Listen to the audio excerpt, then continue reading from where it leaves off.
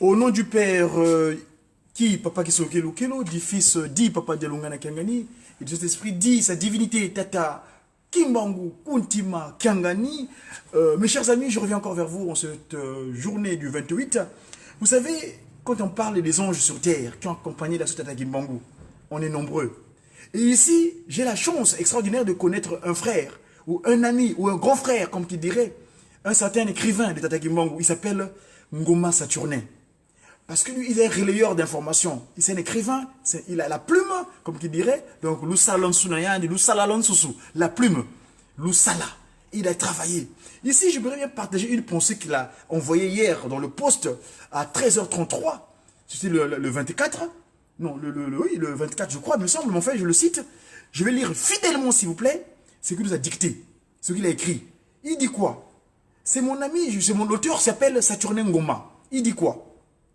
Si les humains étaient conscients que, malgré nos différences et nos défauts, nous sommes tous des créatures de Dieu.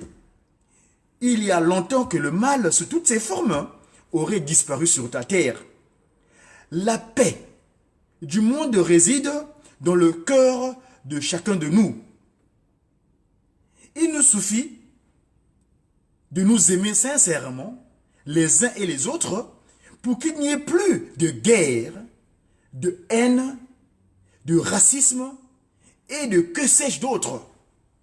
Hier, à l'échelle mondiale, l'ignorance de l'autre et les préjudices sur la couleur de peau ont longtemps divisé puis éloigné les humains les uns des autres. Ces facteurs ont malheureusement été à l'origine de nombreux jugements aberrants qui ont à leur tour conduit à l'esclavage, à la Shoah, ainsi qu'à d'autres drames et atrocités. Cependant, depuis que le monde est devenu un petit village où tout le monde se côtoie au quotidien, où l'on communique à la vitesse du vent, où tout se sait d'un bout à l'autre de la terre à la minute qui suit, et puis, et où plus, ou moins, à la minute qui suit, et où plus rien n'est plus comme avant. Il y a de moins de situations regrettables pour l'humanité entière.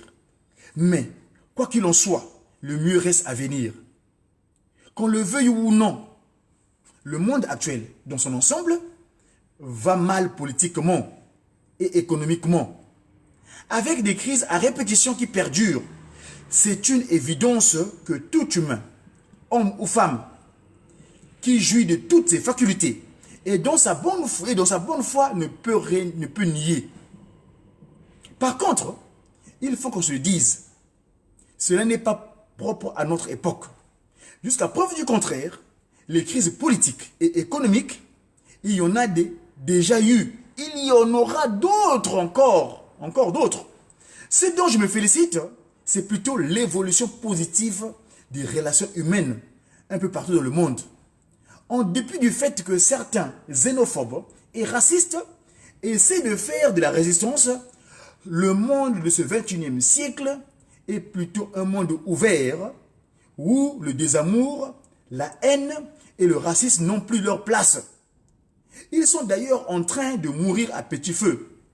Toutes ces barrières sociales, savamment entretenues hier par les politiques, sont aujourd'hui tombées par terre. Grâce à l'immigration, les humains se sont beaucoup approchés entre eux. Ils ont appris à se connaître et à s'aimer comme jamais auparavant.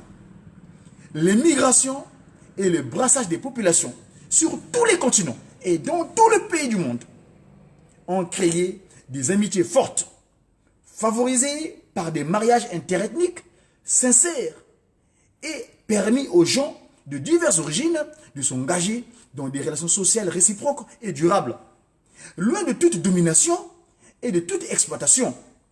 Ainsi donc, les Noirs ne viennent plus seulement entre Noirs, ou bien ne vivent seulement plus entre Noirs, les Blancs également, et ainsi de suite.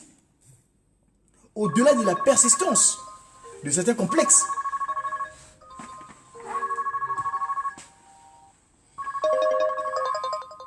Donc, je disais tantôt que les migrations et les brassages de population sur tous les continents et dans tous les pays du monde ont créé des amitiés fortes, favorisées par des mariages interethniques sincères et permis aux gens de diverses origines de s'engager dans des relations sociales réciproques et durables, loin de toute domination et de toute exploitation.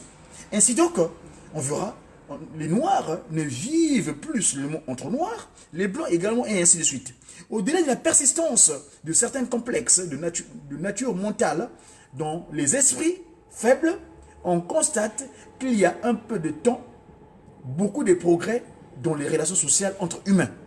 Si Jésus-Christ nous exhortait, nous autres humains, à nous aimer les uns les autres, non pas hypocritement, mais sincèrement, non pas seulement le vulgaire amour-passion, mais selon le véritable amour du prochain.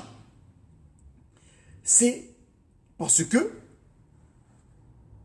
nous sommes tous, malgré nos différences de pigmentation ou de peau, les descendants d'un kaka Mouki ou d'un kaka Eva, donc comme il dirait Adam et Ève. La preuve en est qu'on a tous physiquement la même forme, le même sang rouge qui coule dans nos veines et les mêmes sentiments qui nous animent. Pour tout dire, nous naissons et nous mourrons tous de la même manière. Aimons-nous donc sincèrement les uns des autres de façon dont Dieu veut que nous nous aimons. Car nous sommes tous pareils et surtout les plus belles créatures. Voilà le post de notre ami, grand frère dans la communication, Papa Ngoma Saturnin.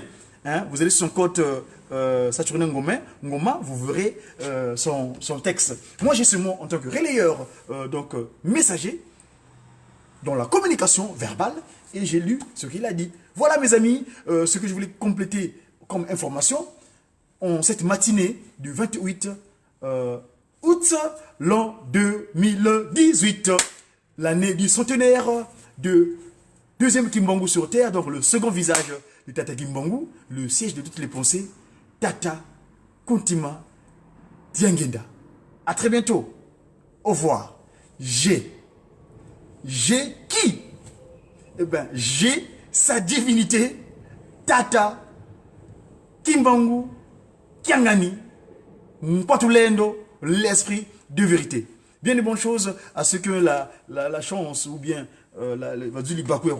comme qui dirait Papa Ingeta Med, Papa Somo Junior, Grand Somo Paul James Djumulit, évidemment celui qui est toujours avec nous, accompagné dans cette action, Mutamuntu Jivenchi Kiangani, parce qu'on est des messagers pour une évangélisation divinement inspirée des actions de Tata Kimbangu. À très bientôt. Au revoir.